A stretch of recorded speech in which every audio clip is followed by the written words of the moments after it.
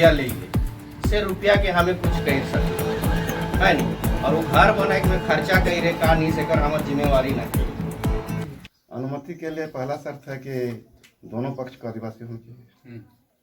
दूसरा शर्त है वहीं का निवासी होना चाहिए, एक थाना क्षेत्र का निवासी होना चाहिए, आदिवासी होना चाहिए। और विक्रेता के पास भूमि को हस्तांतरण करने के बाद जीने का जीवन यापन हेतु जमीन भी बचना चाहिए। तो बात कर रहे हैं सर, एक सवाल है क्रेता और विक्रेता का। अगर गांव वाले भी वहां निवास करते हैं, क्रेता वहीं के ही हैं और विक्रेता भी वहीं के हैं, लेकिन अगर कहीं कुछ पता चले कि वो सही नहीं है और इसमें ऑब्जेक्शन करते हैं गांव वाले, तब बिना रजिस्ट्री के, बिना एग्रीमेंट के क्या वहाँ घर बन सकता है? बिल्कुल नहीं बन सकता है। लीजिए यहाँ हमें बैठकी कर लिए खान। हाँ, तो जमीन कर जुड़ल गई ठेके कथी के ओकर बारे बताओ कि का होला का है कि बेटा मोके कोनुए नहीं पूछे ओकर भीतर भीतर जो पैसा ढेगवा लाना थे खाते पियते आराम से। मोके पूछबे नहीं कही है ना गछ दे। अच्छा, तो उत्तर भैया है के? तो भैया कर का नाम है के? मनसाय। मनसाय गो एक बामन के मतलब जमीन के बेच है, तो कहाँ थे रजिस्ट्री हो जाए? नहीं हुई है नहीं। कहाँ से ही मनी जमा थोड़े ना है।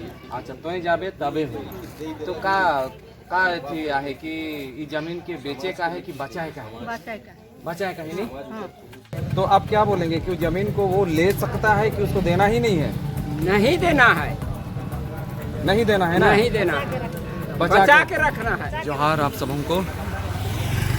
इस समय हम हैं करंगागुड़ी के रेंगार टोली में, जहाँ पर एक गौड़ समाज के एक लड़की के साथ में किसी ने उनसे फ्रेंडशिप किया, उसने मित्रता की और उसके नाम से ज़मीन खरीदे हैं और वहीं पर एक कंस्ट्रक्शन चल रहा है।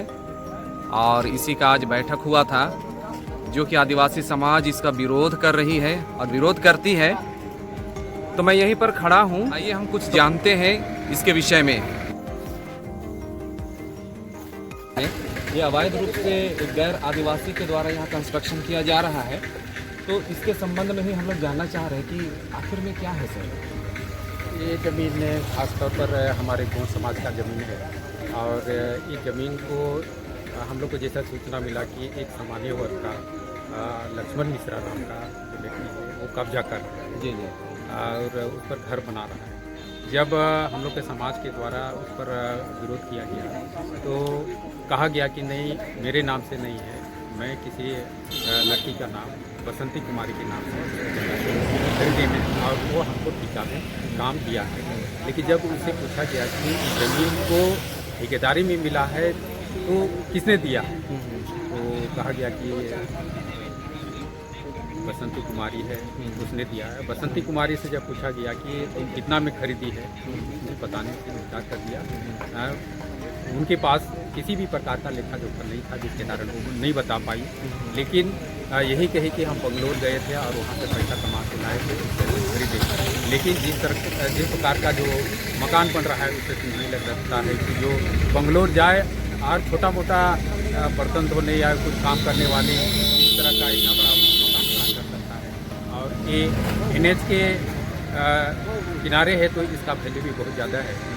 ये तो वैल्यू तो है ही, लेकिन हम आदिवासी होने के नाते CNT एक्ट के तहत हम आदिवासी सामान्य वर्ग को ज़मीन नहीं दे सकते हैं और गौड़ आदिवासी होने के नाते इसका विरोध कर रहे हैं।